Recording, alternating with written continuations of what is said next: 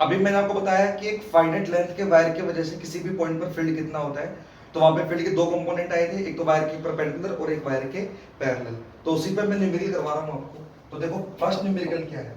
First numerical को हमको बोला गया कि वायर है, इसकी चार्ज डेंसिटी दे दी हमको। मान लो इसकी चार्ज डेंसिटी है वो है plus lambda coulomb per metre. Plus lambda coulomb per metre मतलब इसके ऊपर जो चार्ज है वो पॉजिटिव है। ठीक है। मान लो यहां से किसी पॉइंट पी पर, मान लो यहां से कुछ डिस्टेंस है, वो डिस्टेंस आप कुछ मान लो, सपोज करो वो डिस्टेंस डी है। तो यहां से डी डिस्टेंस पे कोई पॉइंट है पी, मुझे यहाँ पे फील्ड निकालना है। और मान लो जो ऊपर वाला जो एंगल है ना, वो मान लो आप ऊपर वाला जो एंगल है वो 53 डिग्री का है, और जो नीचे वाला एंगल है वो मान लो आप कितने डिग्री का है, 37 डिग्री का है। तो हमको पी पॉइंट पे क्या निकालना है, हमको पी पॉइंट पे फील्ड की वैल्यू बतानी है कि पी पॉइंट पे जो फील्ड आएगा वो कहाँ पे आएगा। आ रही बात समझ में। तो एक वायर की वजह से किसी भी पॉइंट पे जो फील्ड आएगा उसके दो कंपोनेंट आएंगे, एक तो वायर के परपेंडिकुलर और एक वायर के पैरेलल। आ रही बात समझ में। तो यहाँ पे जो परपेंडिकुलर कंपोनेंट आएगा वो तो कितना आएगा, वो तो आएगा इस तरफ, वो तो होता है के lambda by D sign theta 1 plus sine theta 2। Parallel component कहां पे आएगा, नीचे या ऊपर। आ रही बात समझ में। तो देखो किसी भी पॉइंट पे फील्ड निकालने के लिए वहां पे टेस्ट चार्ज मानते हैं, positive test charge q naught. आ रही बात समझ में। जो डायरेक्शन टेस्ट चार्ज पर फोर्स की होती है वही फील्ड की होती है। अब देखो ऊपर वाला जो चार्ज है वो ज्यादा है क्योंकि ऊपर वाला वायर जो है वो बड़ा है। ऊपर वाला वायर बड़ा है क्योंकि ऊपर वाले का एंगल ज्यादा है, तो ऊपर वाला वायर बड़ा है। तो ऊपर वाला जो चार्ज है वो उसका जो फील्ड आएगा वो आएगा नीचे की तरफ। ऊपर वाले चार्ज का जो फील्ड आएगा वो तो कहां पे आएगा आपके पास, नीचे की तरफ। कॉमन सेंस है ना, वो तो उसको क्या करेगा, रिपेल करेगा ना, तो कहीं नीचे की तरफ रिपेल करेगा। तो ऊपर वाला जो पोर्शन है ना उसका फील्ड जो बनेगा वो तो बनेगा नीचे की तरफ, और जो नीचे वाला जो चार्ज है उसका जो फील्ड बनेगा वो कहां पे बनेगा, वो बनेगा ऊपर की तरफ, क्योंकि नीचे वाला चार्ज है वो ऊपर की तरफ कहीं रिपेल करेगा, और ऊपर वाला जो चार्ज है वो कहां पे रिपेल करेगा, ऊपर वाला चार्ज नीचे की तरफ रिपेल करेगा। अब ज्यादा चार्ज कहां पे है, ऊपर है कि नीचे है, तो मैं बोलूंगा ज्यादा चार्ज ऊपर है। तो जो ओवरऑल इफेक्ट बचेगा वो कौन से चार्ज का बचेगा, तो ओवरऑल जो इफेक्ट बचेगा वो बचेगा, ओवरऑल जो इफेक्ट बचेगा वो बचेगा ऊपर वाले चार्ज का। आ रही बात समझ में। तो जो नेट इलेक्ट्रिक फील्ड बचेगा वो बचेगा कहां पे, ओवरऑल ऊपर वाले के हिसाब से। तो ऊपर वाला जो चार्ज है वो कहां पे रिपेल कर रहा है, ऊपर वाला चार्ज नीचे की तरफ रिपेल कर रहा है। तो ओवरऑल जो इलेक्ट्रिक फील्ड बचेगा वो कहीं नीचे की तरफ ही बचेगा, यानी पैरेलल कंपोनेंट जो आएगा वो यहाँ पे आएगा। समझ रहे हो क्या कहना चाह रहा हूँ। हमारा पैरेलल कंपोनेंट के बारे में दिमाग लगाना पड़ेगा भाई। पैरेलल कंपोनेंट जरूरी नहीं है कि हर बार नीचे ही हो, पैरेलल कंपोनेंट ऊपर भी आ सकता है। वो चेक करना पड़ेगा कि वायर कौन सा ज्यादा ऊपर है, बड़ा कौन सा वायर। तो यहाँ पे ज्यादा पोर्शन जो है वो ऊपर वाले वायर का बड़ा था, तो ऊपर वाला जो वायर है उसका फील्ड जो बनेगा वो तो बनेगा नीचे की तरफ, और नीचे वाले वायर का फील्ड जो बनेगा वो बनेगा ऊपर की तरफ। ठीक है। लेकिन नीचे वाला वायर छोटा है तो उसका फील्ड कम बनेगा, ऊपर वाला वायर जो है वो ज्यादा है तो उसका फील्ड ज्यादा बनेगा। तो ओवरऑल जो बचेगा आपके पास नेट वो ऊपर वाले का ही बचेगा, और ऊपर वाले का जो नेट आएगा वो कहां पे आएगा, नीचे, क्योंकि वो टेस्ट चार्ज को रिपेल करेगा। तो जो ओवरऑल इलेक्ट्रिक फील्ड बचेगा पैरेलल कंपोनेंट में वो आपके पास कहां पे बचेगा, नीचे की तरफ ही बचेगा। और इसका जो फॉर्मूला होता है वो होता है के lambda by D cos theta 2 minus cos theta 1। आ रही बात समझ में। अब कुछ नहीं करना, आपको वैल्यू डालनी है। तो जैसे परपेंडिकुलर कंपोनेंट निकालना है तो परपेंडिकुलर कंपोनेंट हो जाएगा के lambda by D sign theta 1। Theta 1 जो है 53 डिग्री का है, थीटा 2 जो है कितने डिग्री का है, 37 डिग्री का। साइन 53 वो कितना हो जाएगा आपके पास, वो हो जाएगा 4/5 प्लस 3/5, क्योंकि थीटा 2 जो है वो 37 डिग्री का है। ठीक है। तो जब आप इसको सोल्व करोगे तो ई परपेंडिकुलर जो आएगा वो कितना जाएगा, देखो ये हो जाएगा 8/5 के लैम्बडा बाई डी। तो परपेंडिकुलर कंपोनेंट तो ये आ गया। पैरेलल कंपोनेंट कितना आएगा आपके पास, वो आएगा के lambda by D cos theta 2, cos theta 2 मतलब 37 डिग्री, वो होता है 4/5 माइनस 3/5। तो ये कितना हो जाएगा आपके पास, तो ये पैरेलल कंपोनेंट जो हो जाएगा वो हो जाएगा 1/5 के लैम्बडा बाई डी। तो पैरेलल कंपोनेंट तो आ गया के लैम्बडा बाई 5d, और परपेंडिकुलर कंपोनेंट आ गया 8 के लैम्बडा अपॉन 5d। अगर मुझे नेट निकालना है कि नेट इलेक्ट्रिक फील्ड कितना होगा, तो नेट इलेक्ट्रिक फील्ड कैसे निकालोगे आप, नेट इलेक्ट्रिक निकालोगे अंडर रूट इसका स्क्वायर प्लस इसका स्क्वायर प्लस 2 ये इंटू cos 90। भाई दो वेक्टर क्वांटिटी का नेट कैसे निकालते हैं, दो वेक्टर क्वांटिटी का नेट निकालने के लिए हम फॉर्मूला कौन सा काम में लेते हैं, under root A square plus B square plus 2ab cos थीटा। यहाँ पे जो cos थीटा है वो कितने डिग्री का है, 90 डिग्री का, क्योंकि दोनों कंपोनेंट के बीच में जो एंगल बन रहा है वो 90 डिग्री का बन रहा है। तो अगर आपको नेट निकालना है तो कैसे करोगे, नेट करोगे आप under root A square plus B square plus 2ab cos 90। तो आप चाहो तो वहां से आप नेट भी निकाल सकते हो। तो नेट निकालने का काम मैं आपके ऊपर छोड़ रहा हूँ। तो नेट आप अपने हिसाब से निकाल सकते हो। अगर मेरे को वेक्टर फॉर्म में लिखना है अगर मैं वेक्टर फॉर्म में लिखना चाहूँ तो ई नेट जो वेक्टर बनेगा वो कितना बनेगा, देखो एक तो है उस डायरेक्शन में, उस डायरेक्शन को अपन बोलते हैं आई कैप।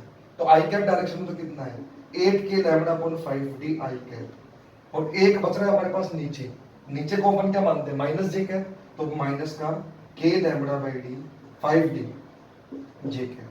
तो चाहो तो आप नेट इलेक्ट्रिक फील्ड को वेक्टर फॉर्म में बोल सकते हो। तो ये आपको ऑप्शन में चेक करना पड़ेगा कि ऑप्शन आपको वेक्टर फॉर्म में दे रखे हैं या नेट का मैग्नीट्यूड दे रखा है। नेट का मैग्नीट्यूड निकालना तो अंडर रूट आई कैप वाले का स्क्वायर प्लस जे कैप वाले का स्क्वायर। तो आप नेट इलेक्ट्रिक फील्ड यहाँ से भी निकाल सकते हो वेक्टर फॉर्म निकालने के बाद, ठीक है। तो अब नेट देख लेना भाई, आपको ऑप्शन में क्या दे रखा है, वेक्टर फॉर्म में दे रखा है, तो वेक्टर फॉर्म में आंसर आ जाएगा। वैल्यू दे रखी है तो वैल्यू हम निकाल ही लेंगे। आ रही बात समझ में? तो आई होप कि आपको क्लियर हुआ होगा कैसे मैंने यहाँ पे सॉल्व किया है। चलते हैं नेक्स्ट न्यूमेरिकल पे, देखते हैं नेक्स्ट न्यूमेरिकल क्या है।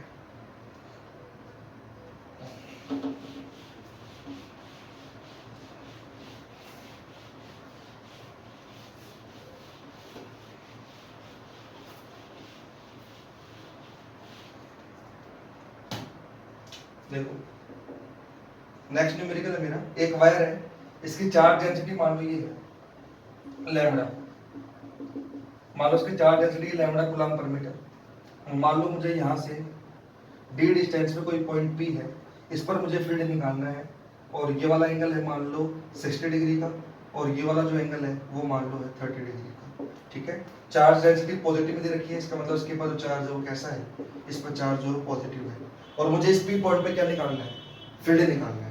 बात समझ में आ रही क्या कहना चाह रहा हूँ? तो इस क्वेश्चन में मुझे बोला गया कि ये एंगल 60 डिग्री का है, ये एंगल 30 डिग्री का है, पी पॉइंट पे फील्ड निकालना है जो यहाँ से डी डिस्टेंस पे है, और चार्ज डेंसिटी है plus lambda coulomb per metre, यानी चार्ज जो है वो पॉजिटिव है। तो देखो पी पॉइंट पे फील्ड निकालेंगे तो कैसे निकालेंगे, एक तो आएगा परपेंडिकुलर कंपोनेंट, परपेंडिकुलर कंपोनेंट जो आएगा वो तो आएगा ऊपर, आ रही बात समझ में। एक आएगा पैरेलल कंपोनेंट, तो आप खुद दिमाग लगाओ पैरेलल कंपोनेंट कहाँ पे आना चाहिए, इस तरफ आना चाहिए या इस तरफ आना चाहिए। तो देखो ज्यादा वायर कहाँ पे है, ज्यादा वायर इस तरफ है क्योंकि यहाँ पे एंगल 60 डिग्री तक बन रहा है, तो इसका जो फील्ड आएगा वो उधर आएगा क्योंकि वो स्ट्रेच चार्ज को रिपेल करेगा। तो इसका जो फील्ड आएगा वो उधर आएगा, और इसका जो फील्ड आएगा वो इधर आएगा। ये वायर छोटा है तो इधर फील्ड कम आएगा, ये वायर बड़ा है तो उधर फील्ड ज्यादा आएगा, तो ओवरऑल फील्ड जो बचेगा वो उधर बचेगा। तो ओवरऑल फील्ड अगर उधर बचेगा तो पैरेलल कंपोनेंट इस तरफ आएगा। आ रही बात समझ में? तो पैरेलल कंपोनेंट के बारे में सोचना पड़ता है भाई कि इस तरफ आएगा कि इस तरफ आएगा। तो परपेंडिकुलर कंपोनेंट तो कितना हो जाएगा, ई परपेंडिकुलर हो जाएगा k lambda by D sin theta 1 60 degree का, और थीटा 2 कितना डिग्री का 30 डिग्री का, तो sin 60 प्लस sin 30 कितना हो जाएगा देख लो, k lambda by D root 3/2 plus 1/2। तो ये तो हो गया आपके पास परपेंडिकुलर कंपोनेंट। अगर मैं पैरेलल कंपोनेंट की बात करूं तो पैरेलल कंपोनेंट हो जाएगा k lambda by D cos theta 2 यानी 30 डिग्री माइनस cos थीटा 1 यानी 60 डिग्री। तो ई पैरेलल कंपोनेंट जो आएगा वो आएगा k lambda by D cos 30 यानी रूट 3/2 माइनस cos 60 यानी 1/2। तो ये आपका जो हो गया वो हो गया पैरेलल कंपोनेंट। वेक्टर फॉर्म में लिखना चाहो तो वेक्टर फॉर्म में लिख सकते हो।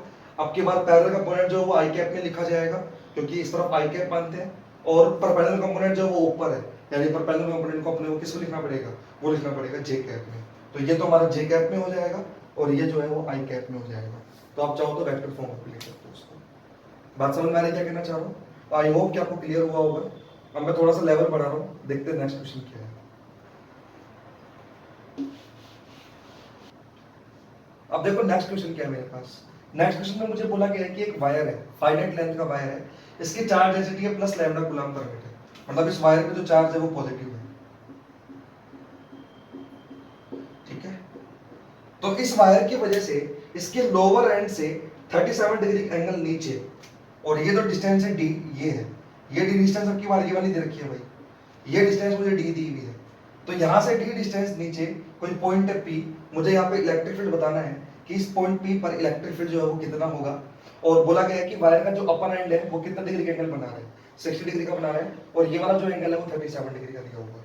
तो पी पॉइंट पे आपको बताना है इलेक्ट्रिक फील्ड कितना होगा। अच्छा क्वेश्चन है, थोड़ा सोच समझ के सोल्व कीजिएगा।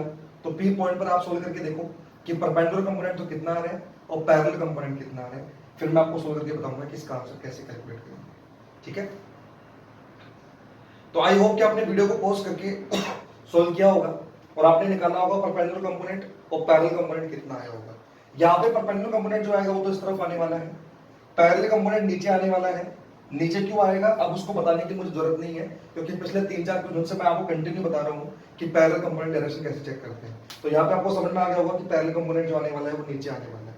अब देखो हमने जो फॉर्मूले पढ़े थे ई परपेंडिकुलर का, वो पढ़ा था k lambda by D sin theta 1 plus sin theta 2, और पैरेलल कंपोनेंट का जो फॉर्मूला हमने पढ़ा था वो पढ़ा था k lambda by D cos theta 2 minus cos theta 1। और जब मैंने आपको ये फॉर्मूला पढ़ाए थे तो आपने डेरिवेशन ऐसे किया था कि एक वायर था, इससे यहाँ पे d डिस्टेंस पे कोई पॉइंट p था, वहां पे मैंने इलेक्ट्रिक फील्ड निकाला था। तो जो ऊपर वाला जो एंगल था वो थीटा 1 माना था, और नीचे वाला जो एंगल था वो हमने क्या माना था, थीटा 2 माना था। इस हिसाब से हमने इसको फॉर्मूले को डिराइव किया था, और ये दोनों फॉर्मूले आए थे हमारे पास।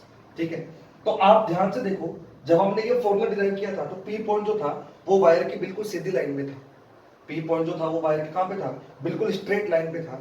जबकि यहाँ पे पी पॉइंट जो है उसकी डिस्टेंस हमको किसी एंगल पे दी हुई है 37 डिग्री के एंगल पे। तो पहली बात तो ये है कि मुझे फॉर्मूले में डायरेक्ट यहाँ पे जो पी पॉइंट की वायर से डिस्टेंस है उसको यहाँ पे डी पुट नहीं करनी। ये जो पी पॉइंट की जो वायर से डिस्टेंस होती है वो डायरेक्ट डिस्टेंस होती है, यानी कि जो डिस्टेंस है डी, वो मुझे डी डिस्टेंस ये नहीं लेनी। अगर मान लो वायर नीचे भी होता, अगर मान लो वायर, पहली बात तो वायर नीचे नहीं है, लेकिन अगर वायर मान लो नीचे भी होता तो मेरे जो डिस्टेंस है पी पॉइंट से वो डी होती क्या, तो मैं बोलूंगा मेरी डिस्टेंस जो वो डी नहीं होती, वो होती डी cos 37। तो पहला तो इस न्यूमेरिकल में सोचने वाली बात ये थी कि हमको वायर की ये जो पी पॉइंट पे डिस्टेंस है, वायर की पी पॉइंट से जो डिस्टेंस है वो डी नहीं लेनी है। यहाँ पे वायर की पी पॉइंट से जो डिस्टेंस है वो डी की जगह क्या लेनी है अपने को, डी cos 37, क्योंकि मेरी जो डिस्टेंस है वो तो ये वाली लेनी पड़ेगी ना। हमने जो फॉर्मूला डिराइव किया था इसमें जो डिस्टेंस हमने मानी थी वो डायरेक्ट डिस्टेंस मानी थी, ऐसे सीधी बात समझ में आ रही है। तो एक तो इस फॉर्मूले में बात ये है कि हमारा जो ये डी है वो डी नहीं होता, वो डी परपेंडिकुलर होता है, मतलब वायर के परपेंडिकुलर होता है डायरेक्ट डिस्टेंस। समझ रहे हो क्या कहना चाह रहा हूँ। तो एक तो ये सोचने वाली बात थी। काफी सारे बच्चे जो है ना इस पी पॉइंट को वायर से डिस्टेंस डी ही मान लेते हैं, और डी ऐसे कैसे पुट करके आ जाते हैं। तो डी ऐसे कैसे पुट नहीं करना भैया आपको, हमने जो डिस्टेंस मानी थी वो ये वाली मानी थी, तो हमको पुट क्या करना है, हमको पुट करना है डी cos 37, क्योंकि ये वाली जो डिस्टेंस आएगी वो कितनी आएगी, डी cos 37, क्योंकि ये एंगल 37 का, तो ये वाला कंपोनेंट कितना आएगा, डी cos 37। तो पहली बात तो मुझे पुट करना है डी cos 37 यानी 4d/5।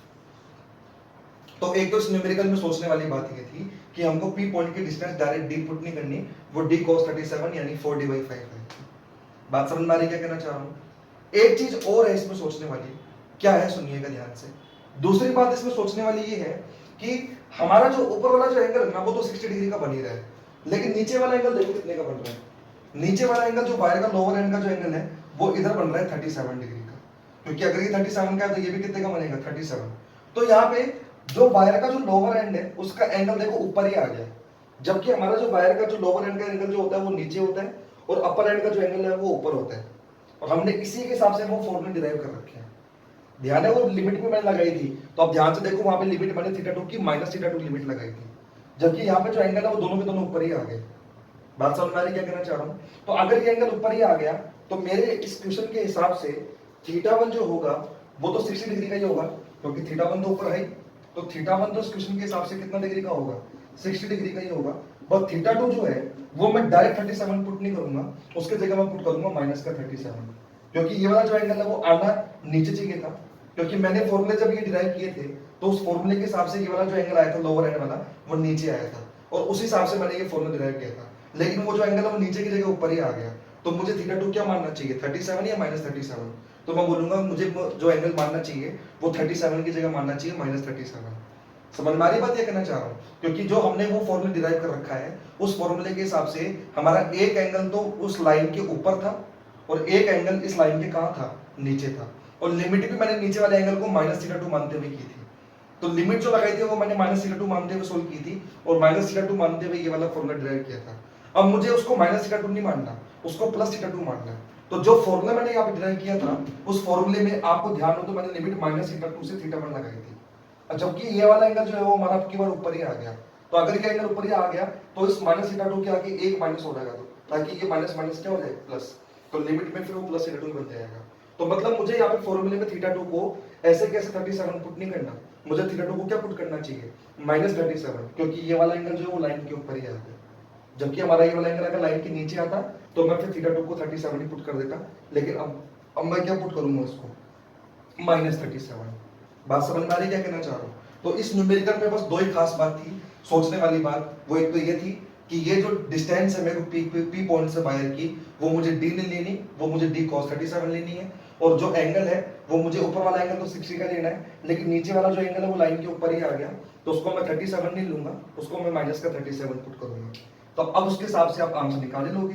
परपेंडिकुलर कंपोनेंट तो कितना हो जाएगा, वो हो जाएगा k lambda by 4d/5 sin theta 1 यानी sin 60 डिग्री, वो हो जाएगा √3/2, और sin theta 2 minus 37 degree, minus 37 degree जो हो जाएगा वो हो जाएगा माइनस का 3/5, क्योंकि साइन माइनस थीटा जो होता है वो होता है minus sine theta, sine minus theta जो होता है वो कितना होता है, वो होता है माइनस का साइन थीटा, और थीटा कितने डिग्री का है 37 डिग्री का, और साइन 37 कितना होता है 3/5, तो वो हो जाएगा माइनस का 3/5। तो ये तो आ जाएगा परपेंडिकुलर कंपोनेंट।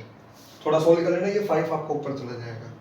ऐसे ही आप पैरेलल कंपोनेंट निकाल लेना, डी की जगह तो क्या पुट कर दोगे 4d/5 cos theta 2, cos theta 2 की जगह क्या पुट करोगे माइनस 37 डिग्री, और cos माइनस 37 जो होता है वो cos 37 नहीं होता है, क्योंकि cos माइनस थीटा जो होता है ना वो आपको cos थीटा ही होता है। आ रही बात समझ में? चाहो तो चलो कर ही देता हूँ।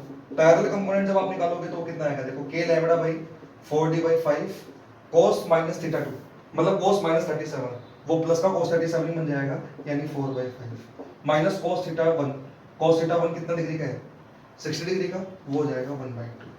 तो ये हमारा जो आएगा वो आ जाएगा पैरेलल कंपोनेंट। तो मैंने सोल्व ही कर दिया भाई उसको, तो ये तो पैरेलल कंपोनेंट हो गया, और ये आपको परपेंडिकुलर कंपोनेंट हो गया। तो इस क्वेश्चन को करवाने का बस मेरा इंटेंशन यही था कि आपको ये ध्यान रखना है कि अगर हमको डिस्टेंस टेढ़ी दे दी जाए तो डिस्टेंस हमको फॉर्मूले में डायरेक्ट वो नहीं पुट करनी, हमको सीधी डिस्टेंस पुट करनी होती है। और अगर हमारा दोनों एंगल ऊपर ही आ जाए तो जो नीचे वाला जो एंगल था उसको हम डायरेक्ट ऐसे पुट ना करके माइनस में पुट करेंगे उसको। फिर बात समझ में आई क्या कहना चाह रहा हूँ? तो ऐसा ही एक क्वेश्चन और दे रहा हूँ, उसको आप सोल्व करना, फिर मैं आगे बढ़ूंगा।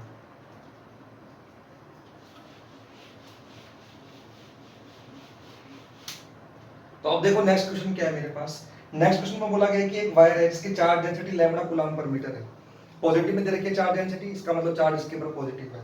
मुझे इस एंड से 60 डिग्री के एंगल पे डी डिस्टेंस, अब ये जो डिस्टेंस दे रखी है वो मेरे को ये वाली डिस्टेंस दे रखी है भाई, ये वाली। आ रही बात समझ में?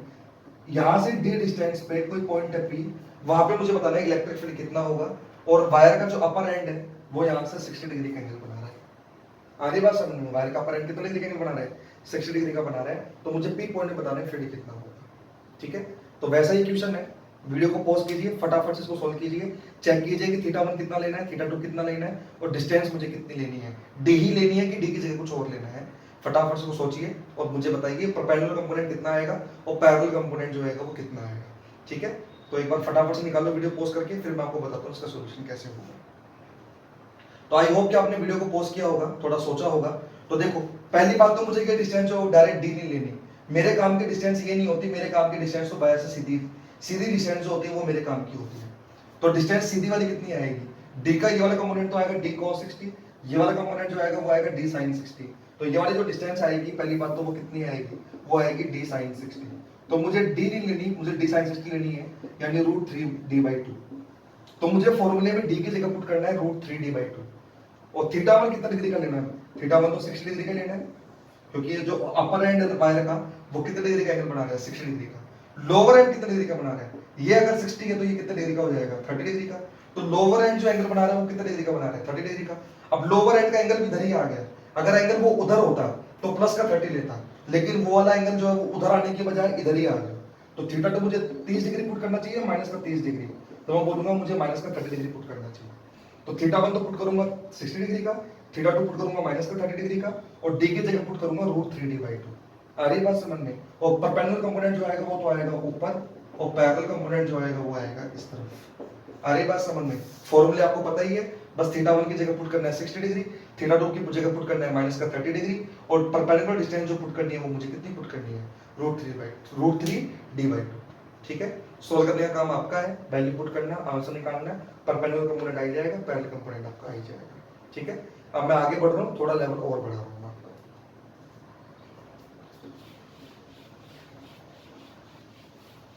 अब देखिए नेक्स्ट क्वेश्चन क्या है, अच्छे लेवल का न्यूमेरिकल है, इसमें हमको दो वायर दे रखे हैं, दोनों की चार्ज डेंसिटी लैम्बडा कूलम्ब पर मीटर लैम्बडा कूलम्ब पर मीटर है, यानी दोनों पॉजिटिवली चार्ज हैं।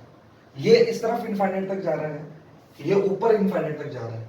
ठीक है, इस वायर से डी डिस्टेंस पे और इस वायर से भी यहाँ पे डी डिस्टेंस पे। इस पी पॉइंट पे मुझे बताना है कि नेट इलेक्ट्रिक फील्ड जो होगा वो कितना होगा, दोनों वायर का मिला के नेट इलेक्ट्रिक फील्ड कितना होगा। तो इस पी पॉइंट पे आपको बताना है, मतलब पी पॉइंट में फाइनल इलेक्ट्रिक फील्ड बताना है, मतलब दोनों वायर की वजह से जो भी नेट इलेक्ट्रिक फील्ड आएगा आपको उसकी वैल्यू बतानी है कि पी पॉइंट पे इलेक्ट्रिक फील्ड कितना होगा। और ये डिस्टेंस डी दे रखी है यहाँ से, ये डिस्टेंस भी यहाँ से डी दे रखी है, ये एंगल 45 का है, ये 45 का है, वहां पे वायर इनफाइनाइट तक जा रहा है और ऊपर भी वायर इनफाइनाइट तक जा रहा है। तो एक बढ़िया क्वेश्चन है, वीडियो को पॉज कीजिए, सोल्व कीजिए कि इस पी पॉइंट पे इलेक्ट्रिक फील्ड कितना आएगा, फिर मैं आपको उसका सॉल्यूशन बताता हूं। तो आई होप कि आपने सोचा होगा इसका सॉल्यूशन।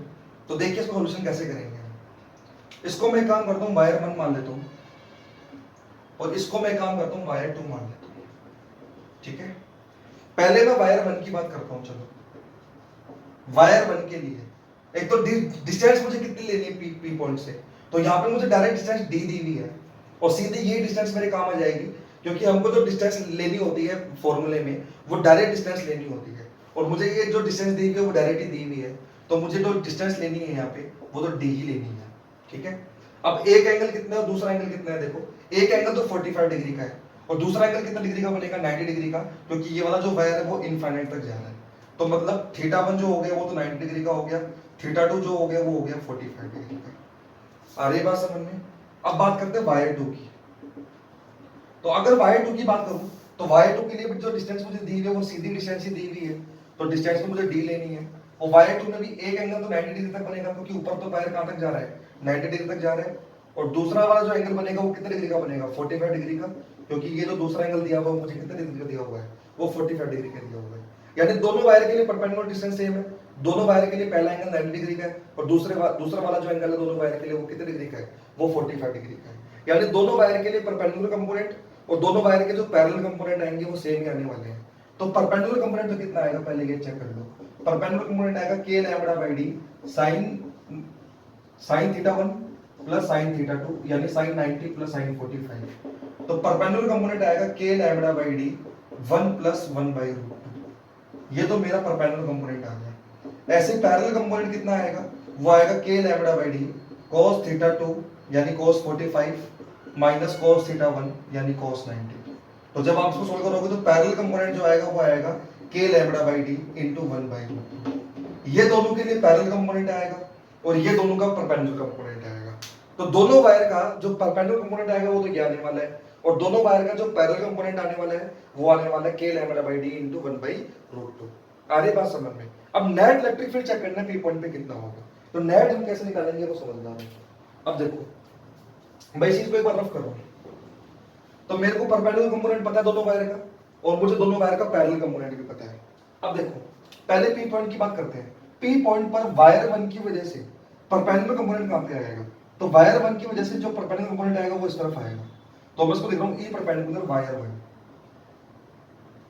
आ रही बात समझ में। और पैरेलल कंपोनेंट कहां पे आएगा, पैरेलल कंपोनेंट आएगा इस तरफ, क्योंकि इस वायर का ज्यादा बड़ा पोर्शन जो है वो इस तरफ है, इस पोर्शन का जो फील्ड आएगा वो तो इस तरफ आएगा, क्योंकि वायर जो पॉजिटिवली चार्ज है और किसी भी पॉइंट पे फील्ड निकालने के लिए पॉजिटिव चार्ज रखते हैं, तो इस वाले का जो फील्ड आएगा वो तो इस तरफ आएगा, और छोटे से वायर का जो फील्ड आएगा वो उस तरफ आएगा, ज्यादा फील्ड इसका आएगा, यानी ओवरऑल फील्ड इस तरफ बनेगा, यानी पैरेलल कंपोनेंट जो आएगा वो इस तरफ आएगा। तो वायर 1 का जो पैरेलल कंपोनेंट है वो तो आएगा इस तरफ, और परपेंडिकुलर कंपोनेंट जो आएगा वो आएगा इस तरफ। पैरेलल कंपोनेंट इस तरफ कैसे आया, ये सब चीजें मैं आपको पहले एक्सप्लेन कर चुका हूं, ठीक है। अब वायर 2 की बात करते हैं। वायर 2 का जो परपेंडिकुलर कंपोनेंट आएगा वो तो आएगा इस तरफ, और पैरेलल कंपोनेंट देखो ज्यादा बड़ा वायर ऊपर है, तो परपेंडिकुलर कंपोनेंट जो आएगा पैरेलल कंपोनेंट आएगा इस तरफ। तो वायर 2 का जो पैरेलल कंपोनेंट आएगा वो तो आएगा नीचे की तरफ, और परपेंडिकुलर कंपोनेंट जो आएगा वो आएगा आगे की तरफ। बात समझ में आ रही है क्या कहना चाह रहा हूं। अब ध्यान से देखो इसकी वैल्यू कितनी है परपेंडिकुलर कंपोनेंट की। परपेंडिकुलर कंपोनेंट है मेरे पास k lambda by d 1 plus 1 by root 2। आ रही बात समझ में। पैरेलल कंपोनेंट कितना है, तो पैरेलल कंपोनेंट की वैल्यू कितनी है, पैरेलल कंपोनेंट की वैल्यू वो है k lambda by d 1 by root 2। ये मेरा पैरेलल कंपोनेंट है। ऐसे ही अब ये परपेंडिकुलर कंपोनेंट है, परपेंडिकुलर कंपोनेंट की वैल्यू कितनी है मेरे पास, वो है k lambda by d 1 plus 1 by root 2, और पैरेलल कंपोनेंट कितना है वो है k lambda by d 1 by root 2।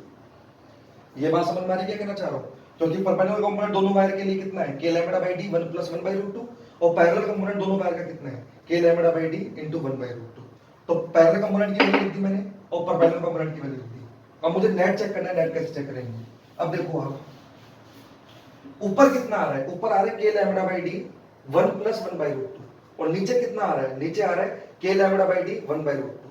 तो ऊपर वाले वायर जो है उसमें देखो ऊपर जो आ रहा है वो आ रहा है k lambda by D 1 plus 1 by root 2, और नीचे जो आ रहा है वो आ रहा है k lambda by D 1 by root 2। तो इसका और इसका जब आप नेट निकालोगे तो वो ओवरऑल जो नेट है वो ऊपर बचेगा, तो ओवरऑल जो नेट बचेगा वो ऊपर बचेगा और वो बचेगा k लैम्बडा बाई डी, क्योंकि ऊपर तो है k lambda by D 1 plus 1 by root 2 और नीचे है k lambda by D 1 by root 2। तो इसमें से जब इसको माइनस करोगे तो नेट जो ऊपर बचेगा वो बचेगा k लैम्बडा बाई डी। ऐसे इधर देखो, इधर आ रहा है k lambda by D 1 plus 1 by root 2 और इधर आ रहा है k lambda by D 1 by root 2। तो इसका और इसका जब आप नेट निकालोगे तो इन दोनों का जो नेट बचेगा वो इधर बचेगा और वो बचेगा k लैम्बडा बाई डी। बात समझ में आ रही है? तो ओवरऑल जो नेट आ जाएगा वो बिल्कुल बीच में आ जाएगा। ओवरऑल जो नेट आएगा वो कहां पे आ जाएगा? ओवरऑल नेट बिल्कुल बीच में आ जाएगा, क्योंकि इधर वाला कंपोनेंट और इधर वाला कंपोनेंट दोनों बराबर आ रही है। तो अगर ये वाली वैल्यू और ये वाली वैल्यू बराबर है तो ओवरऑल जो नेट बचेगा वो कहां पे बचेगा? बिल्कुल बीच में बचेगा। और वो जो बिल्कुल बीच में बचेगा तो जब आप इसका और इसका जब नेट निकालोगे तो जो ओवरऑल नेट आएगा ई नेट वो कितना आएगा? Overall E net. तो ओवरऑल जो ई नेट आएगा वो आएगा √2 k लैम्बडा बाई डी। इसका और इसका नेट तो आप निकाल ही सकते हो ना वेक्टर रूल से, √a² + b² + 2ab cos theta से। तो जब आप इसका और इसका नेट निकालोगे तो वो कितना आएगा? √2 k लैम्बडा बाई डी। और वो कहां पे आएगा? वो जो है वो बिल्कुल बीच में आएगा, यानी हॉरिजॉन्टल से 45 डिग्री के एंगल पे। तो हमारे पास जो नेट इलेक्ट्रिक फील्ड आ गया P पॉइंट पर दोनों वायर की वजह से मिला के वो आ गया √2 k लैम्बडा बाई डी और वो आएगा हॉरिजॉन्टल से 45 डिग्री के एंगल पे। तो अच्छा क्वेश्चन था, आई होप कि आपको समझ में आया होगा। अब देखते हैं नेक्स्ट क्वेश्चन क्या है। तो देखो नेक्स्ट क्वेश्चन क्या है आप लोग चाहो तो उसका आंसर फाइनल नोट कर सकते हो, वो आएगा √2 k लैम्बडा बाई डी। अब देखिए नेक्स्ट क्वेश्चन क्या है आपका।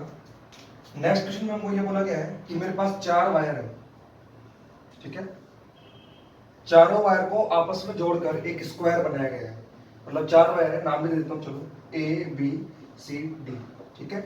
चारों की जो चार्ज डेंसिटी है रखा है, इसकी लैम्बडा कूलम्ब पर मीटर, इसकी भी चार्ज डेंसिटी लैम्बडा कूलम्ब पर मीटर है, इसकी भी चार्ज डेंसिटी लैम्बडा कूलम्ब पर मीटर है, और इसकी चार्ज डेंसिटी भी लैम्बडा कूलम्ब पर मीटर है। आ रही बात समझ में? मतलब चारों वायर की जो चार्ज डेंसिटी है वो लैम्बडा कूलम्ब पर मीटर है, और इन सबको मिला के आपस में क्या बनाया गया है? एक स्क्वायर बनाया गया है। आपको बताना है इसके सेंटर पॉइंट पर फील्ड कितना होगा। ये जो O है वो आपका क्या है? इस स्क्वायर का सेंटर है। तो आपको बताना है इस सेंटर पॉइंट O पर जो है ना वो आपका फील्ड कितना होगा। तो आपको E एट सेंटर बताना है, सेंटर पे फील्ड कितना होगा, ठीक है। तो वीडियो को पॉज कीजिए, थोड़ा सोचिए और दिमाग लगाइए कि सेंटर पे फील्ड कितना आएगा, फिर मैं आपको उसका सोल्यूशन बताता हूँ। तो आई होप कि आपने सोचा होगा कि चारों वायर जो है इनकी चारों की डेंसिटी लैम्बडा कूलम्ब पर मीटर है और चारों को मिला के स्क्वायर बनाया गया है और अपने को सेंटर पे फील्ड बताना है। तो देखो पहली बात तो ये है कि चारों वायर की चार्ज डेंसिटी तो वैसे ही सेम है, और चारों वायर की जो इससे डिस्टेंस होगी वो सबकी सेम होगी। ये जो डिस्टेंस होगी वो सबकी कैसी होगी? सेम होगी। आ रही बात समझ में? और सबके लिए जो ये O पॉइंट है वो इसके मिड पॉइंट पे ही है। मतलब O पॉइंट की ये जो O पॉइंट है ना वो वायर के कहां से पास होगा? इसकी लाइन जो है वो इसकी लाइन इन चारों वायर के मिड पॉइंट से पास होने वाली है। मतलब मेरा कहने का ये है कि ये जो एंगल है और ये जो एंगल है ये 45 डिग्री के बन जाएंगे, क्योंकि ये ऑब्वियस सी बात है स्क्वायर है, स्क्वायर है तो ये वाले एंगल कितने कितने के बनेंगे? 45 के, यानी दोनों एंगल बराबर है। दोनों एंगल बराबर है मतलब ये जो पॉइंट है वो मिड पॉइंट है। बात समझ में आ रही है क्या कहना चाह रहा हूं? अगर ये मिड पॉइंट है तो पैरेलल कंपोनेंट तो जीरो हो गया। ये भी मैंने आपको बताया था लास्ट वीडियो में, 3 केस बताए थे ना मैंने आपको लास्ट वीडियो में। जब हम एक फाइनाइट लेंथ के वायर की वजह से फील्ड निकालते हैं तो उसके 2 कंपोनेंट आते हैं, एक तो परपेंडिकुलर कंपोनेंट, एक पैरेलल कंपोनेंट। परपेंडिकुलर कंपोनेंट जो होता है वो होता है k lambda by D sin θ1 + sin θ2, और पैरेलल कंपोनेंट होता है k lambda by D cos θ2 - cos θ1। अगर θ1 θ2 दोनों बराबर हैं तो पैरेलल कंपोनेंट आपका क्या हो गया? जीरो हो गया। तो इस वायर का पैरेलल कंपोनेंट जीरो हो गया, इस वायर का भी पैरेलल कंपोनेंट जीरो हो जाएगा, इसका भी पैरेलल कंपोनेंट जीरो हो जाएगा, इसका भी पैरेलल कंपोनेंट जीरो हो जाएगा। चारों वायर के जो कंपोनेंट बचेंगे वो बचेंगे सिर्फ परपेंडिकुलर कंपोनेंट। अब परपेंडिकुलर कंपोनेंट कहां आएगा? इस वायर का जो परपेंडिकुलर कंपोनेंट है वो आएगा ऊपर, उसको मैं बोल देता हूं FEAB। EAB का मतलब AB वायर की वजह से O पॉइंट पे जो फील्ड आएगा वो ऊपर आएगा। आ रही बात समझ में? ऐसे CD की वजह से जो फील्ड आएगा वो नीचे आएगा, तो ECD। मतलब CD वायर की वजह से जो फील्ड आएगा परपेंडिकुलर कंपोनेंट कहां पे आएगा? नीचे। ऐसे BC वायर की वजह से जो फील्ड आएगा वो इधर आएगा, EBC। और एडी वायर की वजह से जो फील्ड आएगा वो इधर आएगा, ई एडी। बात समझ में आ रही क्या कहना चाह रहा हूँ? तो चारों वायर की वजह से फील्ड की डायरेक्शन मैंने चेक कर ली। चारों वायर के लिए थीटा 1 थीटा 2 45 डिग्री के, इसलिए चारों का पैरेलल तो वैसे जीरो हो गया। और चारों के जो परपेंडिकुलर कंपोनेंट है वो भी बराबर आएंगे, क्योंकि चारों वायर के लिए जो परपेंडिकुलर डिस्टेंस है, ये डिस्टेंस जो है वो चारों वायर के लिए सेम है। और चारों वायर के लिए जो थीटा 1 थीटा 2 आएंगे वो कितने कितने डिग्री के आएंगे? 45 डिग्री के आएंगे। इसलिए चारों वायर के लिए जो फील्ड आएगा वो कैसा आएगा? बराबर। तो ये वाला फील्ड तो इसको कैंसिल आउट कर देगा, ये वाला फील्ड जो है उसको कैंसिल आउट कर देगा। तो जो नेट फील्ड हमारे पास बचेगा, ई नेट, वो कितना बचेगा हमारे पास? जीरो। मतलब सेंटर पॉइंट पे जो फील्ड आएगा उसकी वैल्यू कितनी आने वाली है? उसकी वैल्यू जीरो आने वाली है। तो आई होप कि आपको समझ में आया होगा। मैं चलता हूं नेक्स्ट क्वेश्चन पे। तो देखो नेक्स्ट क्वेश्चन क्या है आपका।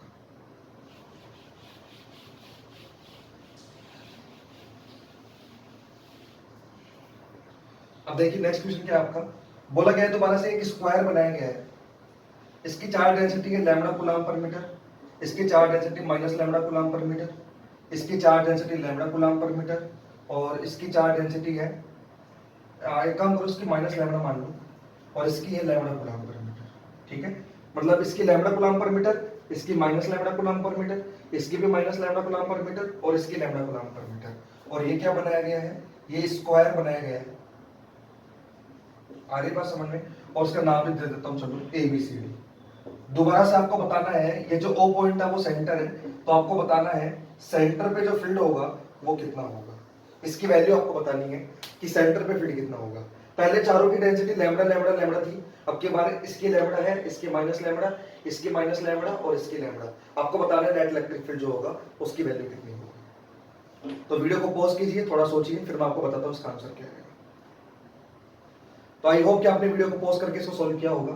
देखते हैं क्या होगा। देखो चारों वायर के लिए ये जो परपेंडिकुलर डिस्टेंस आने वाली है वो चारों वायर के लिए सेम आने वाली है। ठीक है, और चारों वायर के लिए ये जो एंगल आने वाले हैं ये 45 डिग्री के आने वाले हैं, ये आपको पता लग ही गया होगा। ठीक है, तो चारों के लिए एंगल 45 के आने वाले हैं, चारों के लिए परपेंडिकुलर डिस्टेंस भी सेम आने वाली है। इसलिए मतलब इसका मतलब ये हुआ कि थीटा 1 थीटा 2 तो सबके लिए बराबर है। अगर थीटा 1 थीटा 2 बराबर है तो पैरेलल कंपोनेंट तो सबका जीरो हो गया, क्योंकि सबके लिए थीटा 1 थीटा 2 जो है वो 45 डिग्री के है। तो हर वायर का पैरेलल कंपोनेंट तो वैसे जीरो हो गया। हर वायर का जो कंपोनेंट आएगा वो सिर्फ परपेंडिकुलर कंपोनेंट आएगा। बात समझ में आ रही है क्या कहना चाह रहा हूँ? और सबका जो परपेंडिकुलर कंपोनेंट आएगा वो सबका बराबर ही आने वाला है, क्योंकि सबके लिए थीटा 1 थीटा 2 कितने डिग्री के हैं? 45 डिग्री के। और सबके लिए जो परपेंडिकुलर डिस्टेंस है वो कैसी है? सेम है। आ रही है बात समझ में? तो मतलब चारों वायर का पैरेलल कंपोनेंट तो वैसे जीरो हो गया, और परपेंडिकुलर कंपोनेंट जो आएगा चारों का वो सबका सेम ही आने वाला है, क्योंकि थीटा 1 थीटा 2 सबके लिए बराबर है और परपेंडिकुलर डिस्टेंस भी सबके लिए बराबर है। अब बात करते हैं डायरेक्शन की, कि सबके लिए डायरेक्शन कैसी कैसी होगी। डायरेक्शन निकालने के लिए हम इस पॉइंट पे टेस्ट चार्ज मानते हैं, और इस पॉजिटिव टेस्ट चार्ज पर जो फोर्स की डायरेक्शन होगी वही फील्ड की डायरेक्शन होगी। तो देखो ये वाला जो चार्ज है वो पॉजिटिव है तो रिपेल करेगा, तो उसका परपेंडिकुलर कंपोनेंट तो ऊपर आएगा। तो मैं नाम दे देता हूँ क्या? EAB। ऊपर वाला जो वायर है उस पर चार्ज नेगेटिव है, क्योंकि minus lambda coulomb per metre है, तो वो वाला चार्ज जो है उसको अट्रैक्ट करेगा, तो इसका जो कंपोनेंट आएगा वो ऊपर आएगा, वो आएगा ECD। बात समझ में आ रही है क्या कहना चाह रहा हूँ? मतलब AB वायर की वजह से भी ऊपर ही आएगा, और CD वायर की वजह से भी परपेंडिकुलर कंपोनेंट कहाँ पे आएगा? आपका ऊपर ही आएगा, क्योंकि वो उसको अट्रैक्ट करेगा। ऐसे ही इस वाले वायर की वजह से इस टेस्ट चार्ज पे फील्ड कहाँ पे आएगा? तो इस टेस्ट चार्ज को ये अट्रैक्ट करेगा, क्योंकि चार्ज नेगेटिव है, तो इसके ऊपर जो फील्ड आएगा वो इधर आएगा। इसको नाम दे देता हूँ मैं CB सॉरी, या BC नाम देता हूँ, EBC। मतलब BC वायर की वजह से फील्ड इधर आएगा, और AD वायर जो उसको चार्ज पॉजिटिव है वो रिपेल करेगा, तो AD वायर की वजह से जो फील्ड आएगा वो इधर ही आएगा। आ रही बात समझ में? तो AD वायर का और BC वायर का फील्ड तो इधर आ गया, और AB वायर और CD वायर उन दोनों का फील्ड कहाँ पे आया आपके पास? वो ऊपर आया। तो दो दो के फील्ड तो ऊपर आ रहे हैं, दो के फील्ड राइट में आ रहे हैं, और फील्ड कितना आएगा वो और निकाल लेता हूं मैं। तो जो फील्ड आएगा मतलब परपेंडिकुलर कंपोनेंट जो आएगा, परपेंडिकुलर कंपोनेंट वो कितना आएगा? वो आएगा K lambda by D sine theta 1 plus sine theta 2, और थीटा 1 थीटा 2 कितने कितने डिग्री के हैं? 45 डिग्री के हैं। तो ये जब आप सोल्व करोगे तो ये बन जाएगा √2 K लैम्बडा बाय D, क्योंकि साइन 45 कितना होता है? 1/√2, तो 1/√2 प्लस 1/√2 वो हो जाएगा 2/√2, 2/√2 बन जाएगा √2। तो ये जो आएगा वो आएगा √2 K लैम्बडा बाय D। मतलब परपेंडिकुलर कंपोनेंट सबका कितना आने वाला है? वो सबका √2 K लैम्बडा बाय D आने वाला है। अब दो का तो ऊपर आ रहा है, जैसे ये O पॉइंट है, दो का तो ऊपर आ रहा है फील्ड। किस किस का ऊपर आ रहा है? एक तो AB का ऊपर आ रहा है, और किसका आ रहा है ऊपर? एक आ रहा है CD का ऊपर। दो के फील्ड तो ऊपर आ रहे हैं, और दो के फील्ड कहां पे आ रहे हैं? राइट में। किस किस की फील्ड राइट में आ रहे हैं? एक तो BC का फील्ड राइट में आ रहा है, और एक एडी का फील्ड राइट में आ जाए। तो दो की फील्ड तो राइट में है, दो की फील्ड ऊपर है और दोनों की वैल्यू बराबर है। मतलब हर वायर का जो कंपोनेंट आने वाला है परपेंडिकुलर वो आने वाला है √2 k लैम्डा बाई डी। तो √2 k लैम्डा बाई डी और √2 k लैम्डा बाई डी, तो मतलब ऊपर जो टोटल हो गया वो कितना हो गया 2√2 k लैम्डा बाई डी। आ रही बात समझ में? ये डी जो है वो परपेंडिकुलर डिस्टेंस है, ये डी क्या है आपकी परपेंडिकुलर डिस्टेंस है, मतलब ये वाले जो डिस्टेंस है ये डी है, ठीक है। ऐसे ही इन दोनों का जो मिला के कितना हो जाएगा, एक वायर का √2 k लैम्डा बाई डी, तो दोनों वायर का कितना हो जाएगा 2√2 k lambda by D.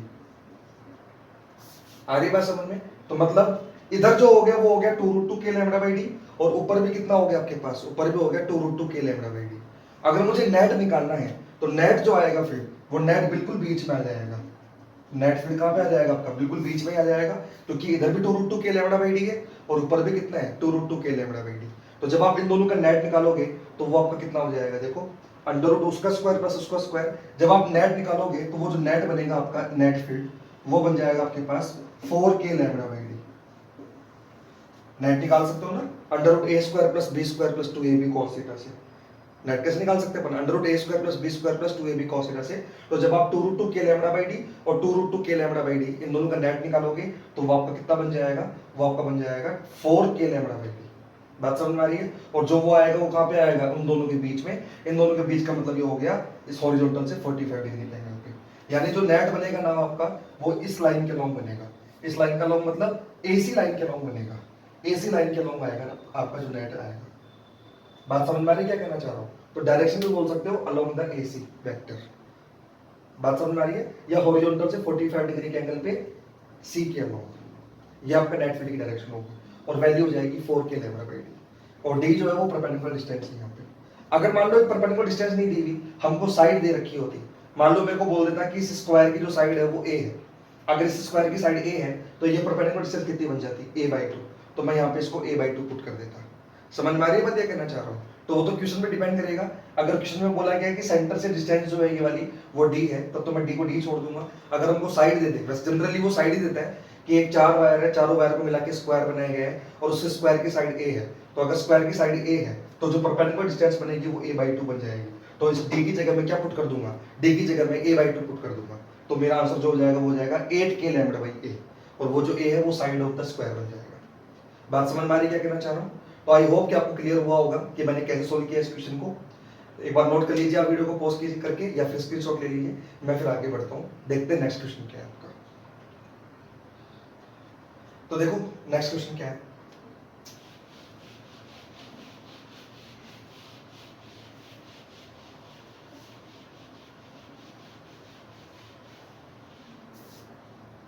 Next question में हमको बोला गया है कि अगेन एक स्क्वायर बनाया गया है, ठीक है, एक स्क्वायर है, इस स्क्वायर को 4 वायर से मिलकर बनाया गया है और नाम देता हूँ ABCD। तो एक वायर तो है AB, एक BC, एक CD और एक DA। मान लो आपकी बार साइड दे दी, साइड जो है वो स्मॉल a है, ठीक है। इसकी जो चार्ज डेंसिटी है वो है लैम्डा कूलम पर मीटर, इसकी charge density 2 lambda coulomb per metre, इसकी चार्ज डेंसिटी भी 2 लैम्डा कूलम पर मीटर और इसकी जो चार्ज डेंसिटी है वो है लैम्डा कूलम पर मीटर।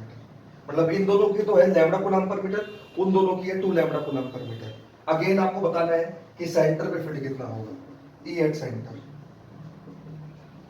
आ रही बात समझ में? सेंटर पे फील्ड कितना होगा आपको ये डिटरमाइन करना है। सिंपल क्वेश्चन है। अब मैं आपको 2 क्वेश्चन करवा चुका हूँ, तीसरा क्वेश्चन आपसे ये होना चाहिए। तो वीडियो को पॉज कीजिए, फटाफट से इसका आंसर निकालिए, फिर मैं बताता हूँ इसका राइट आंसर क्या है। तो आई होप कि आपने वीडियो को पॉज करके इसका सोल्व किया होगा। तो देखो कैसे सोल्व करेंगे यहाँ पे।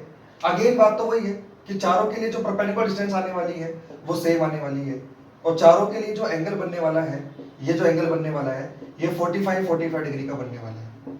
आ रही बात समझ में? तो चारों के लिए परपेंडिकुलर डिस्टेंस सेम है, चारों के लिए θ1 θ2 45 डिग्री का है। तो पैरेलल कंपोनेंट तो सबका 0 हो गया, क्योंकि पैरेलल कंपोनेंट होता है k lambda by d cos θ2 minus cos θ1 और θ1 बराबर है। तो आपका जो पैरेलल कंपोनेंट होगा वो तो चारों वायर का कितना हो जाएगा, वो तो 0 हो जाएगा। आ रही बात समझ में? अब बात ये आती है कि परपेंडिकुलर कंपोनेंट कितना होगा। तो परपेंडिकुलर कंपोनेंट जो होगा, अब देखो कैसे निकालेंगे परपेंडिकुलर कंपोनेंट। तो देखो परपेंडिकुलर कंपोनेंट कैसे निकालेंगे, पहले मैं डायरेक्शन निकाल लेता हूँ। तो मैं बात करूं अगर AB वायर की वजह से, तो AB वायर की वजह से जो परपेंडिकुलर कंपोनेंट आएगा वो ऊपर आएगा, क्योंकि फील्ड की डायरेक्शन निकालने के लिए अपन पॉजिटिव टेस्ट चार्ज मानते हैं, इस पर चार्ज पॉजिटिव है तो वो उसको रिपेल करेगा, तो इसकी वजह से जो फील्ड आएगा वो तो ऊपर आएगा, तो इसका परपेंडिकुलर कंपोनेंट ऊपर आएगा ए बी वायर का। तो बात समझ में आ रही है। और ऐसे ही सी डी वायर का जो आएगा वो कहां पे आएगा, नीचे आएगा, तो ई सी डी। बात समझ में आ रही है क्या कहना चाह रहा हूं। ऐसे ही आपका एडी वायर का जो आएगा वो इधर आएगा, क्योंकि एडी वायर को इधर रिपेल करेगा, तो एडी वायर का फील्ड तो इधर आएगा, और सीबी वायर का जो फील्ड आएगा वो इधर आएगा। आ रही बात समझ में, सीबी वायर का जो फील्ड आएगा वो इधर आएगा, तो ए सीबी बोल दो या बीसी बोल दो, एक ही बात है। आ रही बात समझ में। तो मैंने चारों की फील्ड की डायरेक्शन तो लिख दी है, ठीक है। अब चारों के लिए फील्ड निकाल लेते हैं। अब एबी वायर का जो फील्ड होगा और एडी वायर का जो फील्ड होगा, इन दोनों का फील्ड तो बराबर आने वाला है, क्योंकि दोनों की चार्ज डेंसिटी जो है वो लैम्डा कूलम्ब पर मीटर है। तो मैं एक काम करता हूं, पहले तो भाई ई एबी वायर का परपेंडिकुलर कंपोनेंट, या ऐसे बोल दो ई एडी वायर का परपेंडिकुलर कंपोनेंट, ये तो बराबर ही आने वाला है। और ये कितना आएगा, ये आएगा के लैम्डा बाई डी, के लैम्डा बाई डी। डी जो वो परपेंडिकुलर डिस्टेंस है, और वो जो परपेंडिकुलर डिस्टेंस है वो साइड की आधी हो जाएगी, क्योंकि ये अगर साइड ए है तो परपेंडिकुलर डिस्टेंस कितनी हो जाएगी, ए बाई टू, वो मैं बाद में पुट कर दूंगा, डी की जगह में ए बाई टू बाद में पुट कर दूंगा। ये हो जाएगा फिर साइन 45 प्लस साइन 45। तो ये जब आप सोल्व करोगे तो ये बन जाएगा √2 के लैम्डा बाई डी। तो मतलब इस वायर का और इस वायर का दोनों का फील्ड तो आएगा √2 के लैम्डा बाई डी। ऐसे ही जब आप बीसी वायर का और सीडी वायर का निकालोगे, मतलब ई बीसी वायर का परपेंडिकुलर कंपोनेंट और ई सीडी वायर का परपेंडिकुलर कंपोनेंट, तो वो जब आप निकालोगे तो वहां पे लिखोगे आप के 2 लैम्डा बाई डी, क्योंकि उनकी चार्ज डेंसिटी कितनी है 2 लैम्डा, तो वहां पे लिखोगे के 2 lambda by D sine 45 plus sine 45। तो जब उसको आप सोल्व करोगे तो वो फील्ड जो आएगा वो आएगा 2√2 के लैम्डा बाई डी। आप डायरेक्ट भी कर सकते हो, यहाँ पे चार्ज डेंसिटी लैम्डा थी तो आंसर आएगा √2 के लैम्डा बाई डी, वहां पे चार्ज डेंसिटी लैम्डा की जगह 2 लैम्डा है, तो वो हो जाएगा 2√2 के लैम्डा बाई डी। मतलब इन दोनों वायर का जो आएगा वो आएगा 2√2 के लैम्डा बाई डी। तो ये ओ पॉइंट है आपका, मैं इसको एक बार रफ कर देता हूं।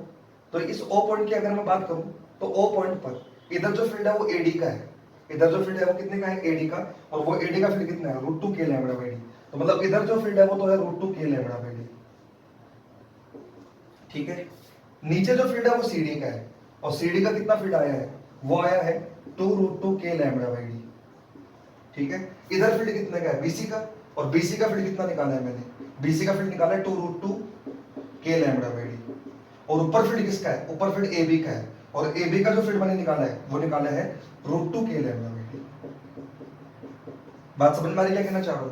तो अब ऊपर देखो, ऊपर तो फील्ड है √2 के लैम्डा बाई डी, और नीचे है 2√2 के लैम्डा बाई डी। तो ओवरऑल जो बचेगा वो नीचे बचेगा, और वो बचेगा, देखो ऊपर तो है √2 के लैम्डा बाई डी और नीचे है 2√2 के लैम्डा बाई डी, तो ओवरऑल नीचे बचेगा √2 के लैम्डा बाई डी, क्योंकि 2√2 के लैम्डा बाई डी में से √2 के लैम्डा बाई डी गया, तो कितना बचेगा आपके पास, तो आपके पास बचेगा √2 के लैम्डा बाई डी। ऐसे इस साइड में कितना है 2√2 के लैम्डा बाई डी, और उस साइड में कितना है √2 के लैम्डा बाई डी, तो ओवरऑल जो बचेगा वो इधर बचेगा, और वो बचेगा √2 के लैम्डा बाई डी। बात समझ में आ रही है। तो ये ओ पॉइंट पे अब आ गया, नेट नीचे बचा √2 के लैम्डा बाई डी, नेट इधर बचा √2 के लैम्डा बाई डी। तो दोनों का जो ओवरऑल नेट आएगा, तो वो जो ई नेट आएगा वो बिल्कुल बीच में आ जाएगा इस डायरेक्शन में, यानी यहाँ से 45 डिग्री, क्योंकि नीचे भी √2 के लैम्डा बाई डी है, इधर भी √2 के लैम्डा बाई डी है। तो ओवरऑल जो नेट बचेगा, इन दोनों का जो नेट बचेगा वो बचेगा 2 के लैम्डा बाई डी। तो ओवरऑल जो फाइनल आंसर आएगा वो आएगा 2 के लैम्डा बाई डी, और जो ओवरऑल जो आंसर आएगा वो बिल्कुल बीच में आएगा, मतलब वो आएगा इस क्वाड्रेंट में, यानी ओ से ए की ओर। तो अगर नेट फील्ड बोलूं तो मैं नेट फील्ड बोलूंगा ओ से कहां पे आएगा, ओ से ए की ओर आएगा, और वो आएगा 2 के लैम्डा बाई डी। बात समझ में आ रही है क्या कहना चाह रहा हूं। तो आई होप कि आपको समझ में आया होगा कि मैंने कैसे सोल्व किया है। तो चलो ठीक है, नोट कर लीजिए इसको, और उसके बाद में हम चलते हैं नेक्स्ट क्वेश्चन पे, देखते हैं नेक्स्ट क्वेश्चन क्या है। तो आई होप कि आप ऐसे क्वेश्चन तो कर ही लोगे आप, ठीक है। अब मैं थोड़ा सा एक नया क्वेश्चन करवा रहा हूं आपको। देखो नेक्स्ट क्वेश्चन क्या है। नेक्स्ट क्वेश्चन ये है कि एक इनफाइनाइट लेंथ का वायर है, ठीक है। एक इनफाइनाइट लेंथ का वायर है जो आपका एक्स वाई प्लेन में रखा है, मतलब एक हॉरिजॉन्टल प्लेन में रखा है नीचे की तरफ, ठीक है। और एक वो कोई पार्टिकल है जिसका मास m है, और उसका चार्ज है वो q है। उसका मास तो है m, और जो चार्ज है वो कितना है आपके पास, वो चार्ज है आपके पास कितना q, ठीक है। और मान लो वो जो q की वैल्यू है वो है 10 माइक्रोकूलम, q की जो वैल्यू वो कितनी है 10 माइक्रोकूलम, और इसकी जो चार्ज डेंसिटी है लैम्डा वो आपको दे रखी है, मान लो आप ले लो इसको 5 माइक्रोकूलम पर मीटर। लैम्डा कितना दे रखा है आपको 5 माइक्रोकूलम पर मीटर, ये आपको लैम्डा दे रखा है, ठीक है। और वहां पे चार्ज दे रखा है, वो दे रखा है 10 माइक्रोकूलम, और उसका जो मास दे रखा है वो आपका दे रखा है m, ठीक है। और ये वायर किसी हॉरिजॉन्टल प्लेन में रखा है, और वो जो पार्टिकल है वो कहीं हवा में है। मतलब ऐसा है कि वायर जो रखा है आपका, वो जो वायर रखा है वो किसी एक प्लेन में रखा है, वायर जो है वो इनफाइनाइट लेंथ का है, और वो जो पार्टिकल है वो ऊपर ऐसे हवा में रखा हुआ है। आ रही बात समझ में? इसका जो चार्ज है वो 10 माइक्रोकूलम है, मास इसका m है, और इस वायर का जो चार्ज डेंसिटी दे रखा है वो दे रखा है वो कितना 5 माइक्रोकूलम पर मीटर, इस वायर की, मतलब इस मार्कर को मैं वायर मान रहा हूँ, तो उसके ऊपर जो चार्ज डेंसिटी है वो है 5 माइक्रोकूलम पर मीटर। आपको ये बताना है कि ये जो पार्टिकल जो है जो हवा में है वो नीचे ना गिरे, ना ही वो ऊपर जाए, ना तो वो कहाँ पे गिरे नीचे, ना ही वो ऊपर जाए, वो आपका फिक्स डिस्टेंस पे रहे, और वो डिस्टेंस मान लो कितना है आपका 50 सेंटीमीटर। मतलब ये पार्टिकल जो है वो कितने सेंटीमीटर ऊपर रहे, 50 सेंटीमीटर ऊपर ऐसे इक्विलिब्रियम में रहे, यानी हवा में लटका रहे ऐसे, ना तो ऊपर जाए ना नीचे जाए, 50 सेंटीमीटर हाइट पर क्या रहे आपका इक्विलिब्रियम में रहे। तो अगर ये पार्टिकल आपका इक्विलिब्रियम में रहे, उसके लिए इसका जो मास है वो कितना होना चाहिए, मतलब आपको m बताना है, m की वैल्यू क्या होनी चाहिए कि ये जो पार्टिकल है आपका किस पे रहे, ये आपका रेस्ट पे रहे, यानी इक्विलिब्रियम में रहे 50 सेंटीमीटर की हाइट पे, और वायर जो है वो परपेंडिकुलर मतलब हॉरिजॉन्टल प्लेन में रखा हुआ है, ठीक है। तो सिंपल सा क्वेश्चन है, वीडियो को पॉज कीजिए, दिमाग लगाइए और m की वैल्यू कैलकुलेट कीजिए, फिर मैं आपको बताता हूँ उसका आंसर क्या है, ठीक है। तो आई होप कि आपने वीडियो को पॉज करके सोचा होगा। तो देखो पहली बात तो ये वायर इनफाइनाइट लेंथ का है, अगर ये वायर इनफाइनाइट लेंथ का है तो θ1 θ2 जो है 90 डिग्री के हो गए। अगर वायर इनफाइनाइट लेंथ का है तो θ1 θ2 कितने कितने डिग्री के हो गए आपके 90 डिग्री के हो गए। ये मैंने आपको लास्ट वीडियो में बता दिया था कि अगर वायर इनफाइनाइट लेंथ का होता है तो एंगल जो होता है वो 90 डिग्री का हो जाता है। तो अगर θ1 θ2 जो 90 डिग्री के हो गए तो पैरेलल कंपोनेंट तो खत्म हो गया, जो कि पैरेलल कंपोनेंट होता है k lambda by D cos θ2 minus cos θ1, और θ2 90 डिग्री के हैं तो cos θ2 माइनस cos θ1 मिला के 0 हो जाएगा, यानी पैरेलल कंपोनेंट तो खत्म हो गया। बात आती है परपेंडिकुलर कंपोनेंट की। अब परपेंडिकुलर कंपोनेंट जो लगेगा वो कहाँ लगेगा, चार्ज पॉजिटिव है, इस वायर की जो चार्ज डेंसिटी है ये भी पॉजिटिव है, तो जो फोर्स लगेगा वो कहाँ लगेगा आपके पास, वो फोर्स लगेगा आपके पास ऊपर। तो मतलब वो जो फोर्स लगेगा आपके पास इलेक्ट्रोस्टैटिक फोर्स, वो कहाँ लगेगा आपके पास ऊपर लगेगा, इलेक्ट्रोस्टैटिक फोर्स ऊपर लगेगा, क्योंकि इलेक्ट्रिक फील्ड जो आएगा वो ऊपर की डायरेक्शन में आएगा, परपेंडिकुलर कंपोनेंट यहाँ पे ऊपर आने वाला है, तो इलेक्ट्रोस्टैटिक फोर्स ऊपर लगेगा, और mg कहाँ लगेगा आपके पास, mg लगेगा नीचे। आ रही बात समझ में? तो अगर ये इक्विलिब्रियम में है तो ये जो इलेक्ट्रोस्टैटिक फोर्स है वो किसके बराबर होना चाहिए आपका, mg के बराबर होना चाहिए। और इलेक्ट्रोस्टैटिक फोर्स क्या होता है, QE, F इक्वल्स टू क्या होता है आपके पास QE, क्योंकि E बराबर होता है F बाई Q, तो F बराबर क्या हो जाएगा Q इंटू E, वो इक्वल्स टू क्या हो जाएगा आपके पास mg के इक्वल। अब Q तो मुझे पता ही है, वो तो है 10 माइक्रोकूलम, तो यानी 10 इंटू 10⁻⁻⁶ इंटू E। अब E कितना होगा, E होगा k lambda by D sine 90 plus sine 90, क्योंकि वायर की लेंथ इनफाइनाइट है तो एंगल जो होंगे वो 90 डिग्री के हो जाएंगे, ठीक है। ये केस मैं आपको करवा चुका हूँ लास्ट वीडियो में, इनफाइनाइट वायर वाला केस, वो इक्वल्स टू होना चाहिए आपके किसके mg के, और g को मैं यहाँ पे 10 ले रहा हूँ, सपोज करो g को आपको बोला है 10 मीटर पर सेकंड स्क्वायर, g को मैं 10 ले रहा हूँ, ठीक है।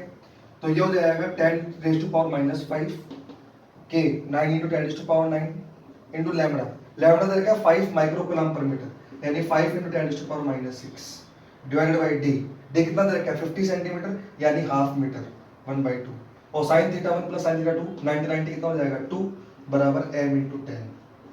आ रही बात समझ में?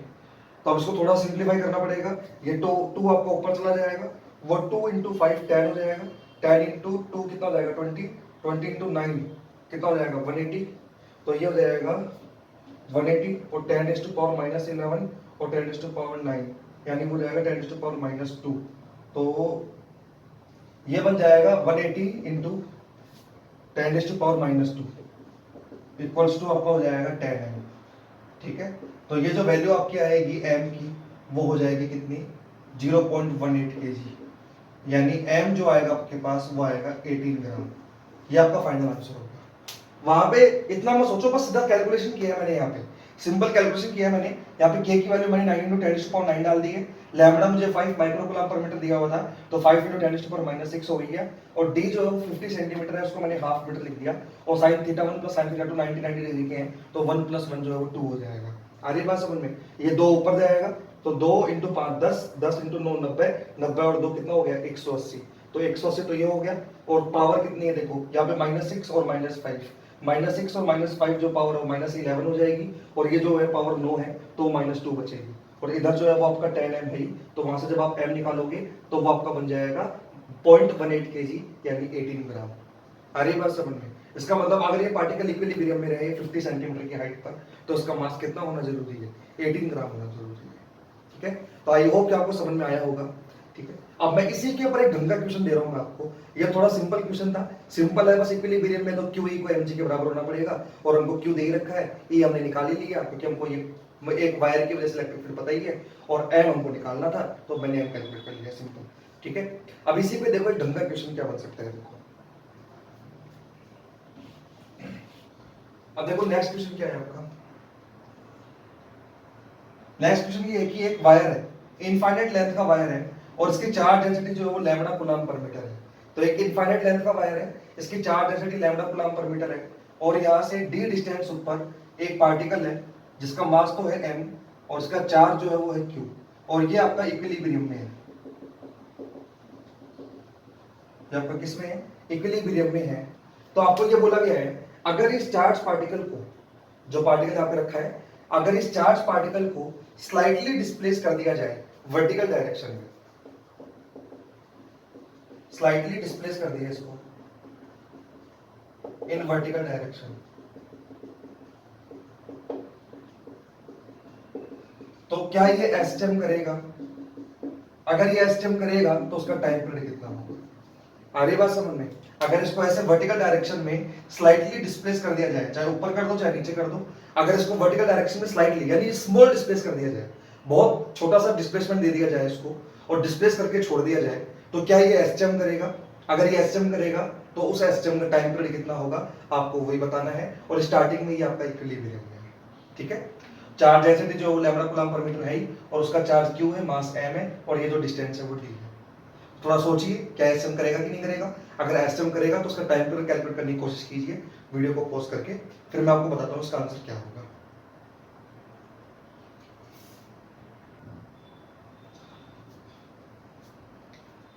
तो आई होप कि आपने वीडियो को पॉज करके इसको थोड़ा सोल्व किया होगा।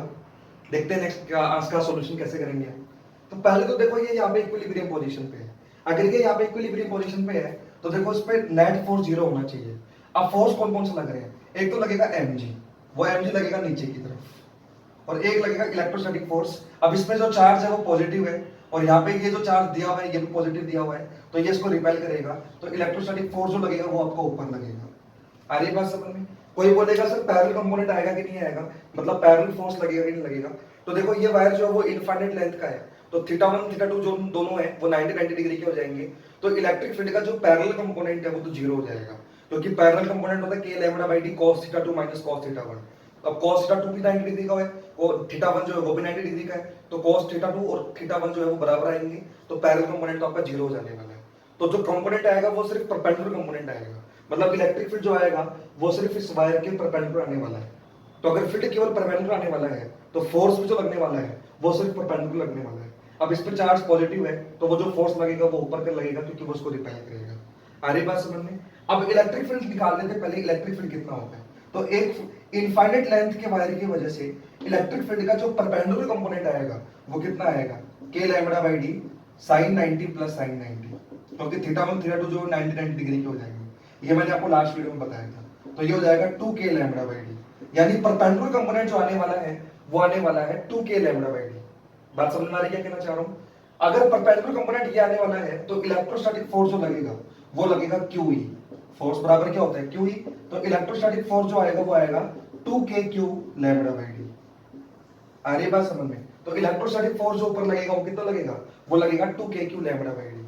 अब ये अगर इक्विलिब्रियम में है तो वो इलेक्ट्रोस्टैटिक फोर्स और mg की वैल्यू बराबर होनी चाहिए, यानी कि 2kq λ/d इसकी जो वैल्यू है वो mg के बराबर होनी चाहिए, क्योंकि यहाँ पे ये जो d डिस्टेंस पे है ये इक्विलिब्रियम में है, ये हमको पहले ही बोल दिया है।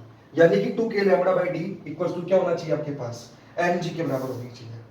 तो इसको तो मैं एक बार इक्वेशन नंबर 1 मान रहा हूँ। बात समझ में आ रही है क्या कहना चाह रहा हूँ? क्योंकि इलेक्ट्रोस्टैटिक फोर्स जो है तो ऊपर लगेगा, क्योंकि पैरेलल कंपोनेंट 0 हो ही गया, तो इलेक्ट्रोस्टैटिक फोर्स ऊपर लगेगा, परपेंडिकुलर कंपोनेंट आएगा बस। और इलेक्ट्रिक फील्ड का परपेंडिकुलर कंपोनेंट कितना होता है? कि इनफाइनाइट लेंथ के वायर की वजह से, तो वो होता है K lambda by D sine 90 plus sine 90, ये हो गया 2 के लैम्डा बाई डी। तो अगर फील्ड इतना है तो फोर्स बराबर क्या होता है क्यू ई, तो फोर्स हो जाएगा 2 के क्यू लैम्डा बाई डी। तो अगर फोर्स जो लग रहा है वो लग रहा है 2 के क्यू लैम्डा बाई डी, ये इलेक्ट्रोस्टैटिक फोर्स है, ये ऊपर लग रहा है। ग्रेविटी वाला फोर्स एम जी लगेगा वो कहाँ लगेगा, नीचे लगेगा। तो वो जो नेट फोर्स हो जाएगा वो तो आपका जीरो होना चाहिए। अगर नेट फोर्स जीरो होना चाहिए क्योंकि ये इक्विलिब्रियम में है, तो ऊपर लगने वाला फोर्स जो है वो नीचे लगने वाले फोर्स के बराबर होना चाहिए। दैट मींस के क्यू लैम्डा बाई डी किसके बराबर होना चाहिए आपका, वो एम जी के बराबर होना चाहिए। यहां तक हमको समझ में आता है। तो इसको एक बार मैं रफ कर रहा हूं। अब देखो आप, तो मैं एक बार इसको यहाँ पे कहीं पे लिख देता हूँ, 2 के क्यू लैम्डा बाई डी जो है वो तो एम जी के बराबर आ गया, ये इक्वेशन फर्स्ट है। अब मान लो मैंने इस चार्ज को स्लाइटली ऊपर डिस्प्लेस कर दिया, ठीक है, ये जो डिस्टेंस है वो तो डी थी आपकी। मान लो मैंने इस चार्ज को स्लाइटली ऊपर डिस्प्लेस कर दिया, सपोज करो इस चार्ज को मैंने एक्स डिस्प्लेस कर दिया ऊपर की तरफ, और ये चार्ज मान लो यहाँ पे आ गया, ठीक है। अगर इसको मैंने ऊपर x डिस्प्लेस कर दिया तो अब क्या होगा, देखो अब नीचे जो फोर्स लगेगा वो तो mg लगने वाला है, नीचे जो फोर्स लगेगा वो तो कितना लगने वाला है, वो फोर्स तो mg लगने वाला है, और ऊपर जो फोर्स लगेगा वो तो इलेक्ट्रोस्टैटिक फोर्स लगने वाला है। आ रही बात समझ में? तो देखो इलेक्ट्रोस्टैटिक फोर्स ऊपर लग रहा है, mg जो लग रहा है वो कहां लग रहा है आपका, तो mg लग रहा है नीचे की तरफ। तो अब नेट फोर्स कितना हो जाएगा, तो अब नेट फोर्स लिखा जाएगा एफ नेट, वो लिखा जाएगा आपका एफ इलेक्ट्रोस्टैटिक्स माइनस क्या mg। आ रही बात समझ में? अब इलेक्ट्रोस्टैटिक फोर्स कितना होगा, तो इलेक्ट्रोस्टैटिक फोर्स हो जाएगा क्यू ई, एफ बराबर क्या होता है क्यू ई माइनस mg। तो नेट फोर्स क्या हो जाएगा, देखो क्यू ई, इलेक्ट्रिक फील्ड कितना होगा, एक इनफाइनाइट लेंथ के वायर की वजह से परपेंडिकुलर कंपोनेंट जो होगा वो कितना होगा, वो होगा 2k लैम्डा बाई डी, लेकिन डी की जगह आ जाएगा डी प्लस एक्स, क्योंकि डिस्टेंस डी नहीं है। अब वो डिस्टेंस कितनी हो गई, D plus X minus M G. आ रही बात समझ में क्या कहना चाह रहा हूं? अब इसको थोड़ा सा सिंप्लीफाई कर लो आप। एफ नेट इक्वल टू क्या हो जाएगा, देखो यहाँ पे कर रहा हूँ मैं, थोड़ा सा ऊपर कर दूँ कैलकुलेशन। तो यहाँ पे देखो एफ नेट कितना हो जाएगा, यहाँ से देखो मैं क्या कर रहा हूँ, 2k Q lambda, 2k Q lambda, ये तो ऊपर है ही, नीचे मैं डी कॉमन ले रहा हूँ। जब मैं डी से डी कॉमन लूंगा तो ये हो जाएगा 1 plus X by D minus M G. समझ रहे क्या कहना चाह रहा हूँ? नीचे से मैंने डी कॉमन लेके बाहर निकाल दिया तो वो क्या बन जाएगा 1 प्लस एक्स बाई डी। ऐसा मैंने क्यों किया, ऐसा मैंने इसलिए किया क्योंकि ये 2k Q lambda by D जो है, 2k Q lambda by D जो है वो हमको पता है किसके बराबर है, mg के इक्वल है, ये हम पहले ही कर चुके हैं। तो इसका मतलब मैं एफ नेट को क्या लिख सकता हूँ, मैं एफ नेट को लिख सकता हूँ mg upon 1 plus X by D minus mg। बात समझ में आ रही है? तो ऐसा करने से क्या हुआ, ऐसा करने से ये हुआ कि mg आपको कॉमन होके बाहर आ गया, यहाँ पे बच गया 1 plus X by D minus 1। आ रही बात समझ में? तो ये जो एफ नेट है वो क्या बन जाएगा, एफ नेट बन जाएगा mg, यहाँ से डी एलसीएम ले लो तो ये बन जाएगा d upon D plus X minus 1। आ रही बात समझ में? थोड़ा सा सिंप्लीफाई कर दूं तो F net equals to mg, जब आप यहाँ पे d प्लस एक्स एलसीएम लोगे, d प्लस एक्स क्या लोगे आप एलसीएम, तो जब इसको पूरा सोल्व करोगे तो ऊपर बन जाएगा माइनस एक्स। आ रही बात समझ में? जब इसको पूरा सिंप्लीफाई करके सोल्व करोगे तो ये बन जाएगा mg minus x upon d plus x. बात समझ में आ रही है? ये mg कॉमन है, माइनस एक्स यहाँ मल्टीप्लाई में है, तो एफ नेट को क्या लिखूंगा, एक बार आप इतना नोट कर लो अगर आप चाहो तो। ये क्या किया है समझ में आ रहा है? सिंपल कैलकुलेशन चल रही है भाई बस। यहाँ पे देखो एफ इलेक्ट्रोस्टैटिक ऊपर लग रहा है, mg जो लग रहा है वो नीचे लग रहा है, तो नेट फोर्स हो जाएगा एफ इलेक्ट्रोस्टैटिक्स माइनस mg। और इलेक्ट्रोस्टैटिक फोर्स जो होता है वो QE होता है, और E जो होगा वो हमको पता है एक इनफाइनाइट लेंथ के वायर की वजह से इलेक्ट्रिक फील्ड जो आया था वो हमारा आया था कि 2k लैम्डा बाई डी, लेकिन यहाँ पे d की जगह क्या आ जाएगा d प्लस एक्स, तो वही मैंने d प्लस एक्स यहाँ पे पुट कर दिया, वहां से मैंने d कॉमन ले लिया तो ये बन गया 2k Q lambda by D bracket में 1 प्लस एक्स बाई डी। ऐसा इसलिए किया क्योंकि 2k Q lambda by D मुझे पता है mg के बराबर है, तो वहां पे मैंने उसको mg के बराबर कर दिया, तो ये हो गया mg upon 1 plus X by D minus mg। फिर मैंने mg को कॉमन लेके बाहर निकाल दिया, तो mg कॉमन लेके बाहर आ गया तो ये बन गया 1 upon 1 plus X by D minus 1। फिर मैंने वो डी एलसीएम लिया है, वो डी ऊपर चला गया तो ये बन गया mg d upon D plus X minus 1। फिर वो d प्लस एक्स जो है वो मैंने एलसीएम लिया है, तो ये बन गया माइनस का mgx upon d plus X. आ रही बात समझ में? तो ये मेरा अभी तक नेट फोर्स आ गया है। क्लियर हो गया यहाँ तक? अब मैं थोड़ा सा रफ कर रहा हूँ एक बार इसको। तो यहाँ पे देखो नेट फोर्स एफ नेट आ गया माइनस का mgx upon d plus x, ये आपका नेट फोर्स आ गया। अब हमको बोला गया था ये स्लाइटली डिस्प्लेस किया गया है, तो अगर ये स्लाइटली डिस्प्लेस किया गया है, मतलब if x is less than d, मतलब d के कंपैरिजन में अगर ये डिस्प्लेसमेंट बहुत स्मॉल है तो मैं d प्लस एक्स को लगभग क्या बोल सकता हूँ, लगभग उसको d ही बोल सकता हूँ। तो एफ नेट जो आ गया वो कितना आ गया, वो आ गया माइनस का m g x divided by d, ये आपका एफ नेट आ गया। बात समझ में आ रही है? अब देखो नेट फोर्स जो है वो माइनस एक्स के प्रोपोर्शनल आया है। तो आपने 11th क्लास में पढ़ा होगा, यदि किसी भी पार्टिकल पर फोर्स लगने वाला फोर्स जो है वो नेगेटिव एक्स के प्रोपोर्शनल आ जाए, यहाँ पे एक्स डिस्प्लेसमेंट है मीन पोजीशन से यानी इक्विलिब्रियम पोजीशन से कितना डिस्प्लेस किया गया वो डिस्प्लेसमेंट है। तो अगर किसी भी बॉडी पर net force negative of displacement के प्रोपोर्शनल हो जाए यानी माइनस एक्स के प्रोपोर्शनल हो जाए तो उसका मतलब वो एस टर्म करेगा। तो नेट फोर्स जो आया है वो मेरे माइनस एक्स के प्रोपोर्शनल आया है, इसका मतलब ये एस टर्म तो पक्का करेगा। अगर ये एस टर्म करेगा तो अब उसका टाइम पीरियड कैसे निकालूंगा, तो टाइम पीरियड का मेरे को फॉर्मूला पता है। टाइम पीरियड का फॉर्मूला क्या होता है, टी इक्वल्स टू वो होता है 2 pi under root n by के।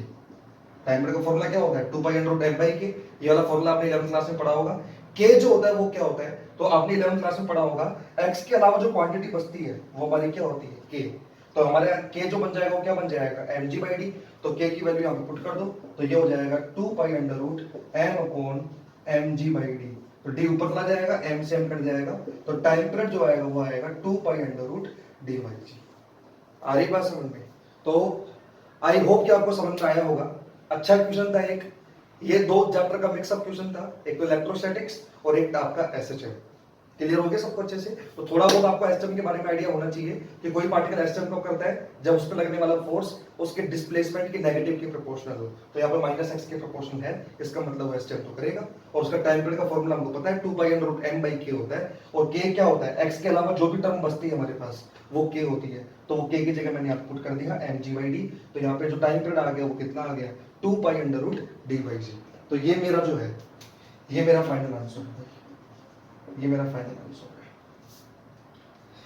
तो आई होप कि क्लियर हुआ होगा आपको अच्छे से। अच्छा क्वेश्चन था ये, बहुत बढ़िया लेवल का क्वेश्चन था ये। आगे अपन ऐसे क्वेश्चन और भी करने वाले हैं टाइम पीरियड के, ये तो मैंने आपको अभी वायर के लिए बताया है, ठीक है। तो नेक्स्ट वीडियो में मैं आपको क्या बताने वाला हूँ, अभी हमने इस वीडियो में सिर्फ एक वायर की वजह से इलेक्ट्रिक फील्ड की न्यूमेरिकल की है, ठीक है। एक फाइनाइट लेंथ के वायर की वजह से या इनफाइनाइट लेंथ के वायर की वजह से इलेक्ट्रिक फील्ड कितना होता है उसी पर बेस्ड कुछ न्यूमेरिकल किए हैं। तो हमने यहाँ पे देखा है कि एक फाइनाइट लेंथ के वायर की वजह से इलेक्ट्रिक फील्ड के दो कंपोनेंट आते हैं, एक तो पैरेलल कंपोनेंट, एक परपेंडिकुलर कंपोनेंट। पैरेलल जो होता है वो होता है के lambda by D cos theta 2 minus cos theta 1, और परपेंडिकुलर कंपोनेंट जो होता है वो होता है के lambda by D sin theta 1 plus sin theta 2। उसी पर बेस्ड हमने कुछ क्वेश्चंस किए हैं। नेक्स्ट वीडियो में मैं आपको बताने वाला हूं एक रिंग की वजह से फील्ड निकालेंगे, जैसे हमने यहाँ पे एक वायर की वजह से निकाला था, फाइनाइट लेंथ के वायर की वजह से। नेक्स्ट वीडियो में हम एक रिंग की वजह से इलेक्ट्रिक फील्ड निकालेंगे और फिर उस पर भी हम काफी सारे क्वेश्चंस करेंगे, ठीक है। तो आई होप कि आपको मजा आया होगा वीडियो देख के और आपको न्यूमेरिकल भी अच्छे लगे होंगे। कल जो है मतलब नेक्स्ट वीडियो जब भी आएगा, नेक्स्ट वीडियो में हम रिंग के ऊपर क्वेश्चन करने वाले हैं, ठीक है। चलो।